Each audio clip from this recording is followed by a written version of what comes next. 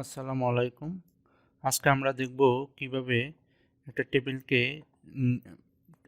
নাম আকারে প্রকাশ করা যায়। সেটা হচ্ছে যেমন এই টেবিলটাকে আমরা মার্ক করলাম, তারপর হচ্ছে এখানে মাউসের রাইট বাটনে ক্লিক করলে ডিফাইন নেম, তারপর সাপোজ এই টেবিলটার নাম দিয়ে দিলাম পারফরম্যান্স। ঠিক আছে, এখানে ওকে দিয়ে দিলাম। দেখেন আমি যখন এই টেবিলটা মার্ক করি তখন এর নাম আসতেছে পারফরম্যান্স। তো এখন আমরা যদি এই টেবিলটাকে এটা নামকরণ করার সার্থকতা থাকে, সাপোজ আমরা এই টেবিলটাকে এখানে ইকুয়াল দিয়ে ট্রান্সপোজ টাইপ করি এবং দেখেন পারফরম্যান্স যদি টাইপ করি, দেখেন এখানে পারফরম্যান্স দেখাচ্ছে। আমি পারফরম্যান্সটা দিয়ে দিলাম, ব্র্যাকেটটা ক্লোজ। দেখেন এখন কিন্তু ফাংশনটা ট্রান্সপোজ হয়ে গেল। ঠিক আছে, তো এইভাবে দেখেন ট্রান্সপোজ মানে কি, সেটা হচ্ছে টাইটেলগুলো হচ্ছে হয়ে যাবে, কলামের এখানে চলে আসবে এবং হচ্ছে এই নামগুলো রোতে যেগুলো ছিল এগুলো কলামের টাইটেল হয়ে যাবে। তো এইভাবেই হচ্ছে আমরা ট্রান্সপোজ করতে পারবো ডিফাইন নেম করে। এবং এমনকি আমরা ধরেন এই যে এই নামগুলোকে, এই যে এটাকে একটা নাম দিয়ে দিলাম ডিফাইন নেম করে, ধরেন হচ্ছে জুবাইর, এখানে দিলাম। তো ইকুয়াল আমি যদি এখানে অ্যাভারেজ করি,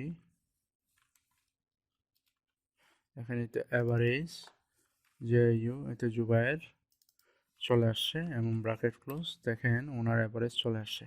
ঠিক সেম আমরা যদি এটাকে একটা নাম দেই, মাউসের রাইট বাটনে ক্লিক করি ডিফাইন নেম, তো এটার নাম যদি শামীম আহমেদ দেই, তো আমরা ইকুয়াল দেই অ্যাভারেজ এখানে অ্যাভারেজ চলে আসছে। এখন শামীম, এই তো শামীম আহমেদ এবং ব্র্যাকেট ক্লোজ। তো এইভাবে হচ্ছে আমরা ডিফাইন নেম করতে পারি। যেমন ইকুয়াল যদি আমরা ধরেন অ্যাভারেজ না বের করে আচ্ছা সাম বের করতে চাই, যে সাম দিয়ে দেন।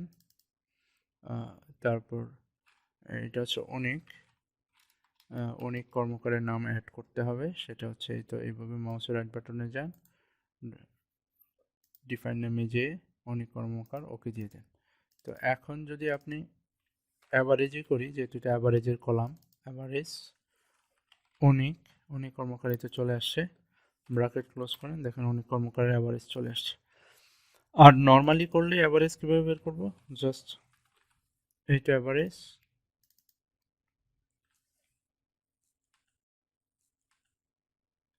এই তো অ্যাভারেজ, এবং এটা ড্র্যাগ করে দিয়ে আমরা এন্টার দিয়ে দিই, দেখেন এটা চলে আসছে।